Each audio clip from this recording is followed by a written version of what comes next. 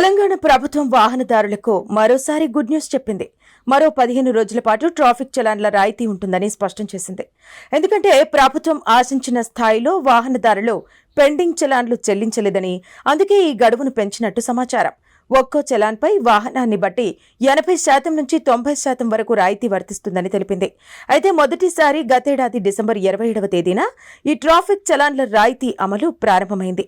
మొదట జనవరి 10వ తేదీ వరకు గడువు విధించారు. కానీ గడువు ముగిసినా చాలా పెండింగ్ చలాన్లు అలాగే ఉండటంతో ఆ గడువును జనవరి 31వ తేదీ వరకు పెంచింది. తాజాగా ఆ గడువు కూడా ముగియక ముందే మరో 15 రోజుల పాటు ఈ ఆఫర్ వర్తిస్తుందని అధికారులు స్పష్టం చేశారు. మొత్తం పెండింగ్ చలాన్లలో కేవలం సగం మంది కూడా చెల్లించలేదని అధికార వర్గాలు విడుదల చేసిన లెక్కల ప్రకారం తెలుస్తోంది. తెలంగాణ వ్యాప్తంగా 3,59,00,000 రూపాయల పెండింగ్ చలాన్లు ఉండగా ఇప్పటి వరకు కేవలం సుమారు 1,00,000కు పైగా మాత్రమే చలాన్లు చెల్లించారని అధికార వర్గాలు పేర్కొన్నాయి. అయితే ఈ చెల్లింపుల ద్వారా ప్రభుత్వ ఖజానాకు 135 కోట్ల రూపాయల ఆదాయం సమకూరిందని వివరించారు.